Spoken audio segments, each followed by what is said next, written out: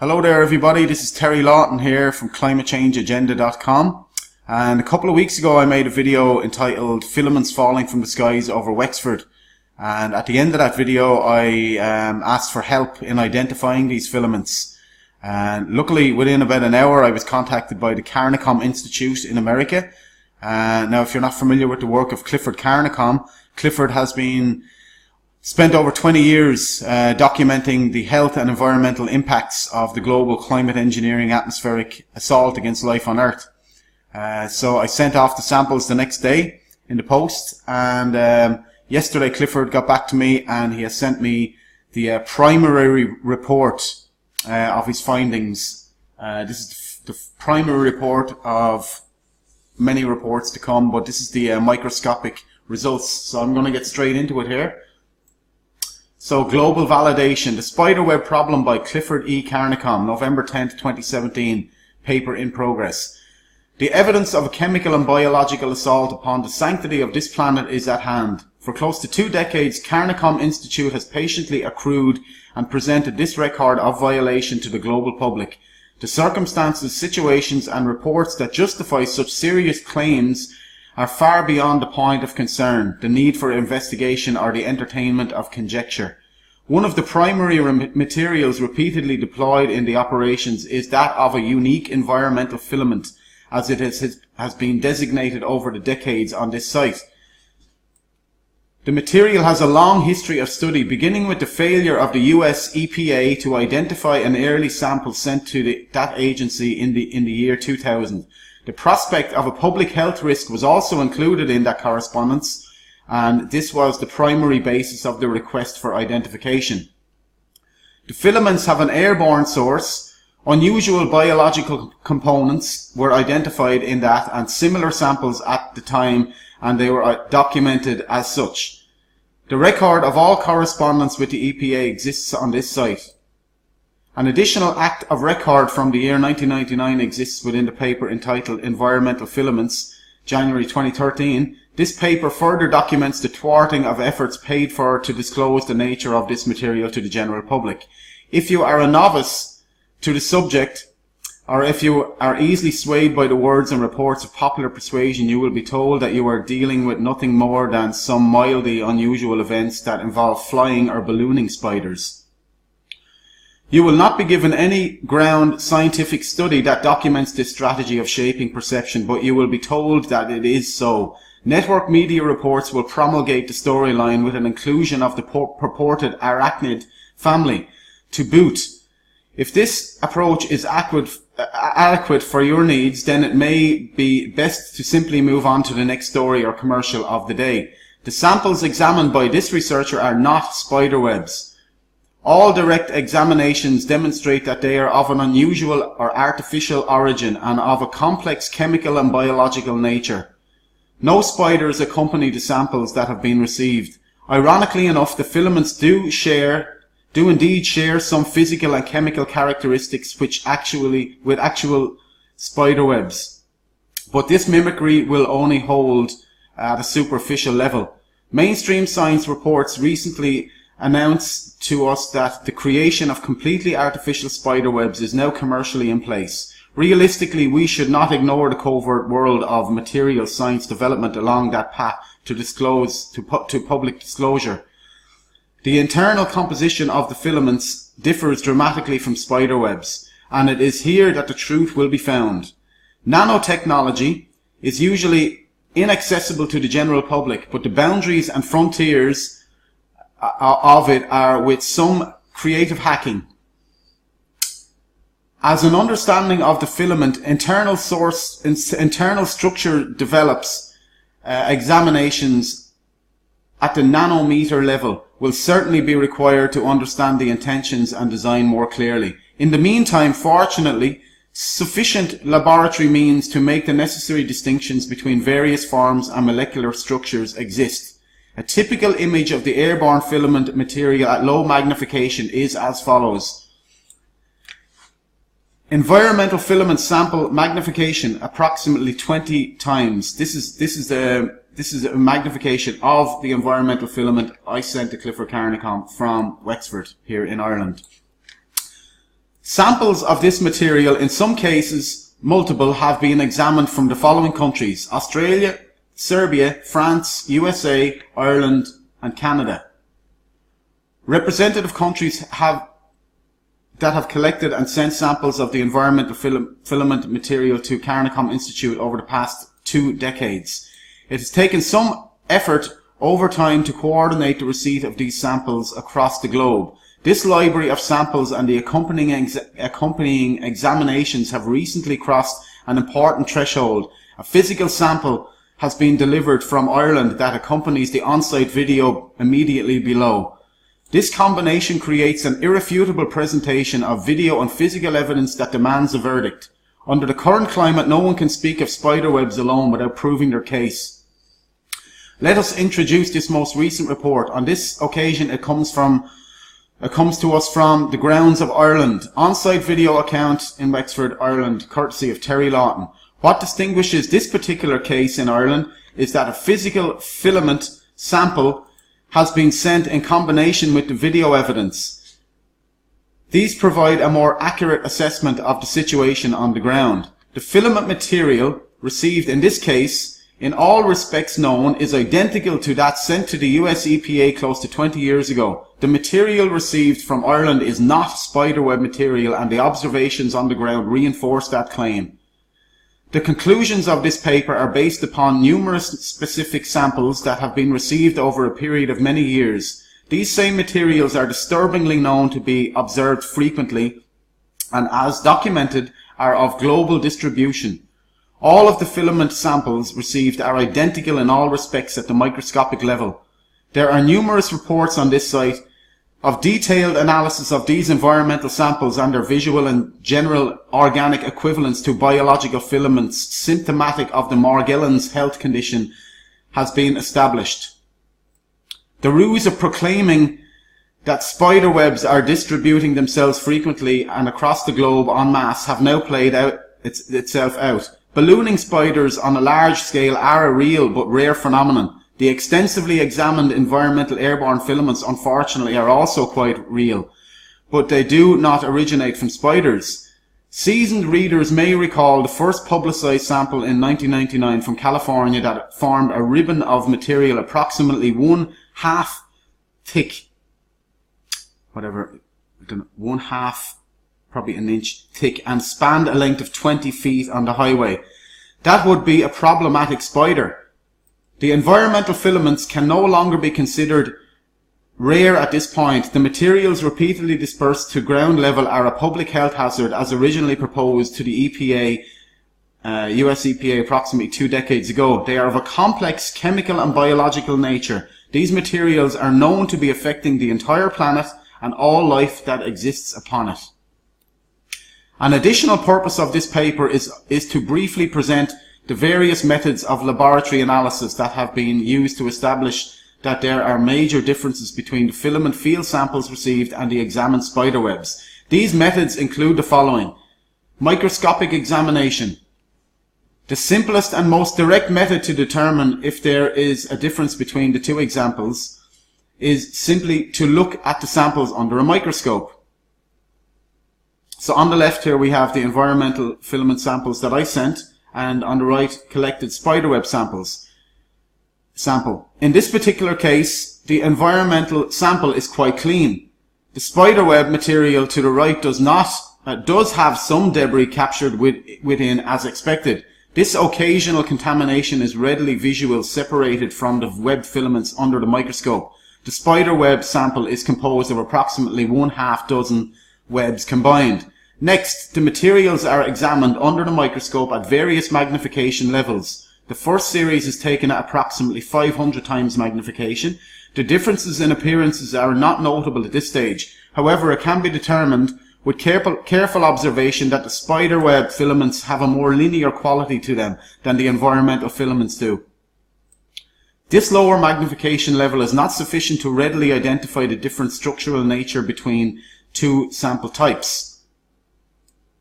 Environmental filament microscopic examination. An increase in the wavy texture of the environmental filament versus the spiderweb is visible under close examination, approximately 500 times. So that was the environmental filament image down to the spider web sample image. A smoother and more linear structure is observable within the spider web versus the environmental filament. The differences are not dramatic at this lower level of magnification. Next, the two samples are compared at a moderate level of magnification. Environmental filament examined under the microscope at moderate magnification. It is here that important differences can be determined between the visual characteristics and structural nature of the two filament types. The environmental filament shows much higher variability in form and structure than the spider webs do. The environmental filaments do indeed have a much wavier appearance to them. This has direct bearing on the extreme adhesive and stretch qualities of the filaments, as has been repeatedly observed over the years. In addition, the filaments demonstrate budding growth forms that demonstrate a clear biological nature to the filaments as opposed to inert spider web generation. It is at this level of magnification that the case of fundamental difference and distinction exists between the environmental filament and the spider webs. It is insufficient and unjustified to make the claim for either type of filament existence without this minimum level of observation and analysis. This requirement exists for any journalistic or scientific reporting as well. That magnification was at 1250 times. Spider webs at moderate magnification. So that was the environmental filaments at 1250 here. And down below are the spider webs at 1250. So the spider webs at 1250 continue to show that they are simpler and more uniform in structure. There are no dramatic changes in the basic structure of the spider web that emerge at this level of observation. The geometry of the spider web is more linear and of smoother geometry and texture. There are no budding growth forms that take place in the spider webs after their formation. Okay. An independent microscopic image of spiderweb silk at a similar magnification level for comparison. The qualities of this image match those that are presented within this report immediately above. And lastly, we have a relatively high level magnification.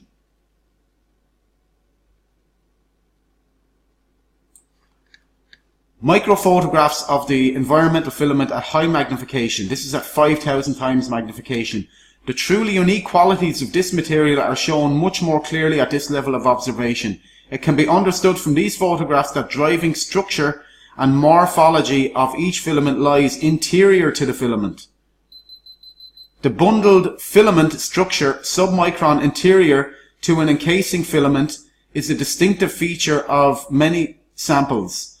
The boundaries of nanotechnology are open to further investigation at this point. Budding growth structure can again be observed within this set.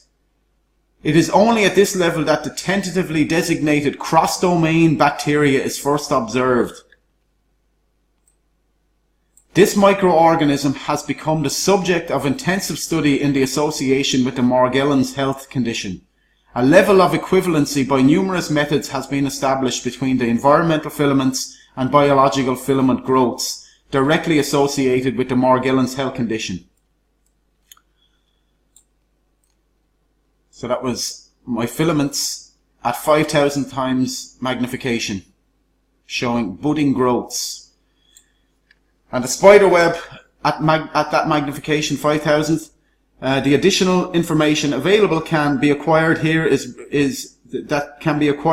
relatively uneventful. The geometry of the spider webs is again smoother and more linear in fashion. There is no variable and complicated inner microstructure visible at this stage within the spider webs, and there is no budding or extension growth from the spider web. The case that the environmental filaments are not spider webs is unequivocal and indisputable at this point of analysis. It is sufficient to end this report at this time. I will, however, add some additional comments at a later point.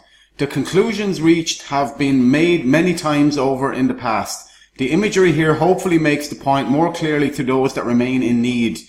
In early years of work, these same conclusions were reached largely by qualitative chemical testing along with modest microscopy resources available at the time. The conclusions were at the heart of the motive for seeking assistance from the US EPA close to 2 decades ago. This publicly funded agency failed in meeting its mission obligations at that time, and it remains in negligence today. The failure of that agency in its primary mission to protect the health and welfare of the general public bears some level of responsibility for the current state of ecology of the planet. The worldwide occurrence and distribution of the problem shows us that the responsibility is now shared at a global level and by all countries and citizens of the world. It remains our decision as a species and as stewards of the planet how we now choose to proceed. Nature is not under the control of human beings, as we can only assume a limited role on a much larger scale. We do, however, remain responsible for our actions to our existing generation and to those that follow if we choose to care. End of primary report. Additional brief comments on laboratory methods employed to follow at a later time. So he's going to be doing spectrometer analysis. So I will put that up online. I'll make another video on that as well as the reports come in, as the findings progress. But so that's the report. It's lengthy. It took a while to read it. I was going to just gloss over it and hit on the highlights of it, but it's just too important, really, to be skimping and scraping on it. I just had to read the whole thing. This stuff is falling down on us all. We're all breathing it in. We're all absorbing it into our skin, and we need to be very concerned about this. I've been documenting these programs, this climate engineering, global programs, chemtrailing, whatever you want to call it. I've been documenting this for years now, and I've had my rainwater checked here in Wexford, had it tested for aluminium, and it showed high levels of aluminium. So I know that aluminium is coming down in the rain. We know aluminium is causing the Alzheimer's. You know, we know this. We know that these programs are causing so many problems, health problems. We know it's causing respiratory problems.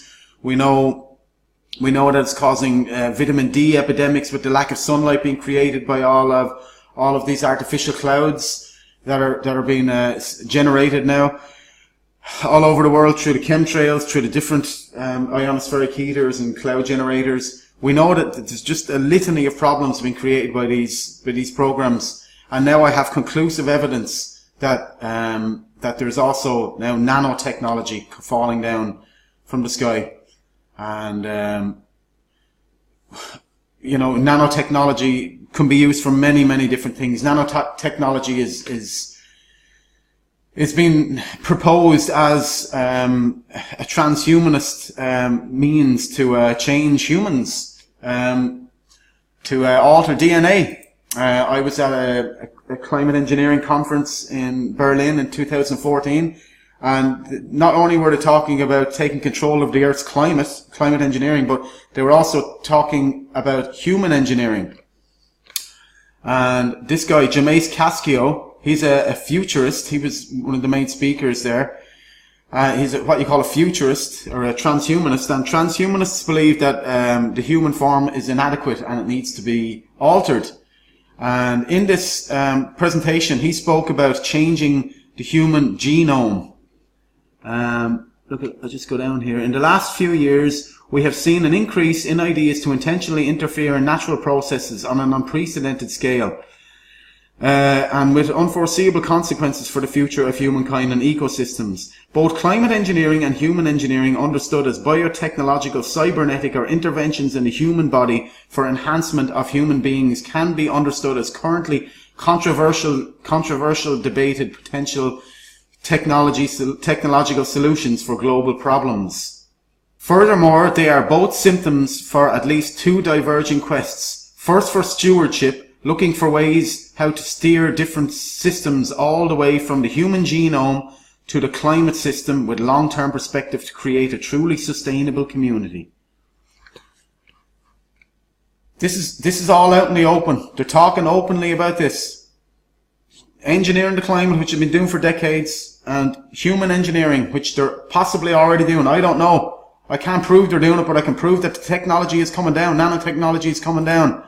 This is National Geographic from April of 2017, talking about changing human beings, the next human, taking evolution into our own hands. The dark side of transhumanism, genetic engineering and nanotechnology and scalar weapons. This is all mainstream science. All the major scientific institutions are talking about re-engineering the climate and re-engineering the human species. Nanotechnology is in everything, by the way, and I was only aware of this, I've only become aware of this recently. Nanotechnology is a common word these days, but many of us don't realize the amazing impacts it has on our daily lives. They may call it amazing, but I mean, this stuff could be used for good, but it's not being used for good. It's in nanoparticles. First of all, faster, smaller computers can be made. Okay, that could be a good thing. Nanoparticles in pharmaceutical products. You know, it could be good or bad, but have we been told about this stuff? No. Most people are using these products and they have no idea nanoparticles are in there. Number 5 here, nanofibers in fabrics to enhance stain resistance. Could be good. But again, we haven't been told about this stuff. Most sunscreens today are made from nanoparticles, and drink bottles, and just so many things are made from nanotechnology, and this stuff is just everywhere, and most people just don't know about it. But most alarmingly, it's falling down from the sky, and this is the subject matter of this video. Here's a futurist, Ray Kurzweil, in Computer World. He talks about using nanotechnology. In 30 or 40 years, we'll have microscopic machines traveling through our bodies, repairing damaged cells and organs, effectively wiping out diseases. Now, how the hell are they going to get this stuff into us in 30 or 40 years, or now? How are they going to do this? I think spraying it from the sky would be possibly the most effective way to get it into us. And here's a NASA document that discusses exactly this, amongst many other things. It's entitled "The Future Is Now, circa 2025." And basically this document is a declaration of war against life on Earth. The stuff in here would blow your mind, and I'd want hours to go through the whole thing, but it talks about genetic engineering before birth, okay, key future technologies, okay, transhumanism, and just crazy stuff. Choo-choo, a flesh plant-eating robot that hunts, biodigests natural foods to live off the land. Choo-choo robot inventor Stuart Wilkinson expresses concerns about the dangers of the robots eating humans. Right, and then on page 43, I'm just going to go ahead and show you this. It talks about what I was talking about spraying nanotechnology and stuff into the sky. Some sensor swarms, smart dust, cubic millimeter or less, floats in the air currents, and nanotags, and some explosive smart dust opportunities, optimal positioning of explosive dust in air explosives. But here it says micro dust weaponry, a mechanical analog to biomicron-sized mechanized dust, which is distributed as an aerosol and inhaled into the lungs. Dust mechanically bores into lung tissue and executes various pathological missions. A wholly new class of weaponry which is legal. Absolutely just beyond. And here it talks about what apparently is legal. Microwave, RF, anti-functional and anti-personnel weaponry. Chemical anti-functional weaponry. Acoustic weaponry. Yeah, you got tinnitus or that high-pitched frequency piercing through your head like I've had for the last year and a half. Acoustic weaponry. Different frequencies. Mine is 10,500 hertz. That's what's piercing through my head. Bloody nightmare. And here on page 53 they speak about airborne varieties of Ebola, releasing Ebola. We need to wake up to what's going on here, folks. This is we're living in unprecedented, very, very challenging times, and if we're to ever have any hope of stopping what's going on, we must first address that these programs exist. Here's my website. We need solutions. We first, as I said, we need to acknowledge that these programs exist. Go in here into the taking action section, and I've got a flyer in there. Click on taking action. You get my climate engineering flyer. It doesn't talk about nanotechnology or transhumanism in there. I just tried to skim the surface of it with the flyer. I just talk about if I can get people to wake up to the climate engineering aspect first. I think I've done my job, but it's far more to it than that. But anyway, there's my flyer, and we all just need to get the word out. Do what you can. Please share my website here, climatechangeagenda.com. It's got an amazing database of information here. 500 climate laws designed to enslave humanity in the name of saving the earth, which they are going to roll out now when they legalize climate engineering following the Paris summit. Got any amount of documentation there, all the evidence, rain and soil samples, soil samples and blood samples from around the world, from all the materials that were spraying on us, different films, weather programs and patents going back there to the 1800s, just 150 years of documentation on weather control, the mass die-offs, all the extinctions. Now we're living in the biggest mass extinction period since the dinosaurs died 60 million years ago. All caused by these programs. Crazy weather companies there, mainstream weather companies that you can order weather online. You can order weather tomorrow, whatever you want, rain, hail or snow. It's all real, it's all happening. So please share the information, folks. We're in crazy times, and it's going to take it's just going to take us to wake up to stop what's going on. So please share this information and do what you can when you can, now that you have the chance. This is Terry Lawton for climatechangeagenda.com, signing out for now.